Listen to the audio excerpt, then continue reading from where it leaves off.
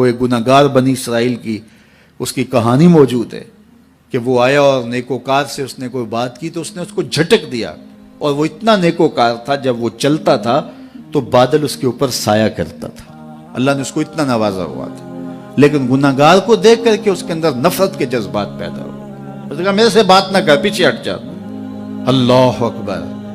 تو وہ بیچارہ بڑا رویا کہ مالک میں اتنا گناہگار ہوں کہ تیرے پاک بندے مجھے اپنے پاس بٹھانے کے لیے بھی تیار نہیں۔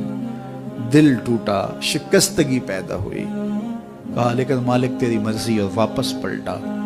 لیکن جب واپس پلٹا تو وہ بادل کا سایہ جو اس نیکوکار پہ تھا وہ سایہ اس گناہگار کے سر پہ آ گیا۔ تو وہ کرم نوازی جس پہ فرما دے، اس کے سارے بندے ہیں، تو اللہ کو جو ہے وہ تکبر کی نیکی نہیں، وہ گناہ جس کے بعد عجز پیدا ہو اللہ کو وہ پسند ہے، وہ گناہ جس کے بعد توبہ کے جذبات ابھرے، بندے کو شرمندگی کا احساس ہو۔ تو مت ایسے بنے کہ 4 نمازیں پڑھ لیں تو سب بے نمازیوں کو حقیر جاننے لگ جائیں، تھوڑا سا کام کر لیں، صدقہ و خیرات کر لیں تو باقی مالداروں کو حقیر جانے لگے۔ آپ کو دین کے کام کی توفیق مل گئی ہے تو آپ دین کے ٹھیکیدار بن کے بیٹھ جائیں کہ میں اتنا بڑا جلسہ کروایا، اب میرے علاوہ تو کوئی یہاں مسلمان نہیں رہتا، میں ہی سب سے بڑا عاشق رسول ہوں اور میں ہی سب سے بڑا مسلمان ہوں۔ نہ، ایسا نہ کیجئے، اللہ نے آپ کو توفیق دی، آپ نے لوگوں کو دعوت دی، پتہ نہیں کس آنے والے پہ کتنا کرم ہوا ہے، یہ تو ان کی رحمتیں ہیں، وہ جس پہ چاہے جیسے چاہیں برس جائیں۔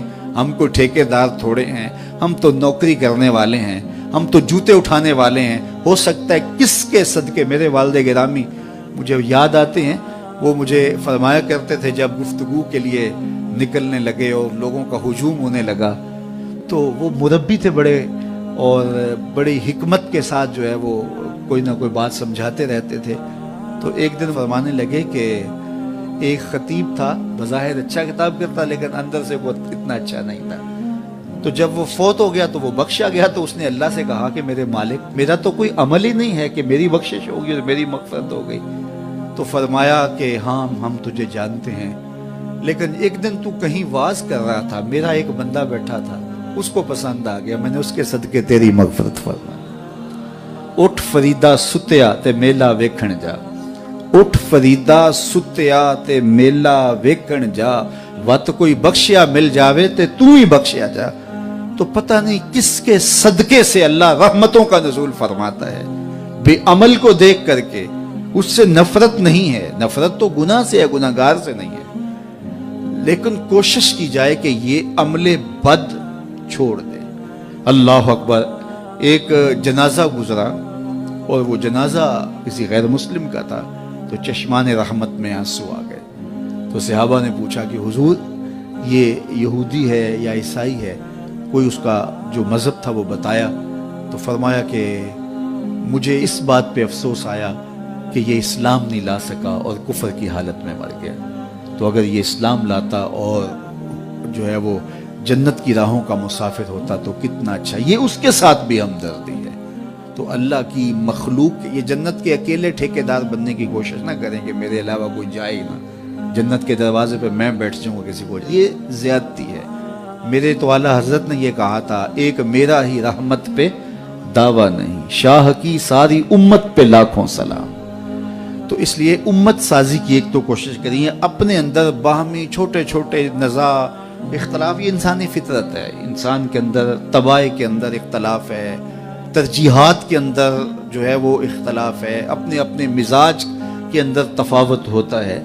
تو ایسا نہ ہو کہ چھوٹی چھوٹی باتوں سے آپ جو ہے وہ امت کو پھاڑ چیر کے رکھ دیں، نہیں، بلکہ امت کا جو تصور ہے اس کو قائم رہنا چاہیے۔ تو گناہ کے بعد جب انسان کے اندر ندامت کا اظہار ہوتا ہے، وہ جو آنسو ٹپکتے ہیں، بندہ اپنے آپ کو چھوٹا سمجھتا ہے، میں اتنا گناہگار، میں پاپی، میں مجرم، میں میلا اتھرو، جب وہ اپنے آپ کو دیکھتا ہے کہ میں اتنا برا شخص ہوں، تو پھر اللہ کی رحمتیں اس کے اوپر متوجہ ہوتی ہیں۔ تو اس کو پسند ہے کہ جب بندے اس کے حضور عاجزی کرتے ہیں، اس کے حضور معافی مانگتے ہیں، تو مت کسی کو حقیر جاننا کہ یہ گناہگار ہے، نہ جانے اس کا انجام کیا ہو۔ کتنے گناہگار ان کا آخر اچھا ہو جاتا ہے، کتنے نیکوکار ان کا آخر اچھا نہیں ہوتا۔ انما الاعمال بالخواتیم، وہ تھی تو فاحشہ عورت لیکن ایک کام کیا کہ ایک کتے کو پانی پلا دیا، اپنے دوپٹے سے جوتا باندھ کر کنویں میں لٹکایا اور اس کو پانی پلا دیا۔ حدیث پاک میں آتا ہے اللہ اس کے صدقے سے اس کی خطائیں معاف فرما دی۔ اور ایک نے بلی کو مار دیا خاتون کو، وہ جہنم کی آگ میں جلنے لگی۔ اس لیے کون کس کا انجام کیا ہوتا ہے؟ ہمارے بزرگ فرماتے ہیں کہ بچے سے پیار کرو کہ اس کے گناہ کم ہیں، اور بڑے سے پیار کرو اس کی نیکیاں زیادہ ہیں، اس کی نیکیاں زیادہ ہیں۔ چھوٹے سے اس لیے پیار کہ اس کے گناہ کم ہوں گے، اور بڑے سے اس لیے پیار کہ اس کی نیکیاں زیادہ ہوں گی۔ اور اسی طرح جو ہے وہ خیال کرو کہ ہو سکتا ہے اس کا انجام بخیر ہو جائے اور اس کا آخر کتنا خوبصورت ہو۔ تو مت کسی کو حقیر جانیے گا۔ ایک میرا ہی رحمت پہ دعویٰ نہیں، شاہ کی ساری امت پہ لاکھوں سلام۔ تو حضور کی امت سے پیار کرو، مخلوق خدا کو جوڑنے کی کوشش کرو۔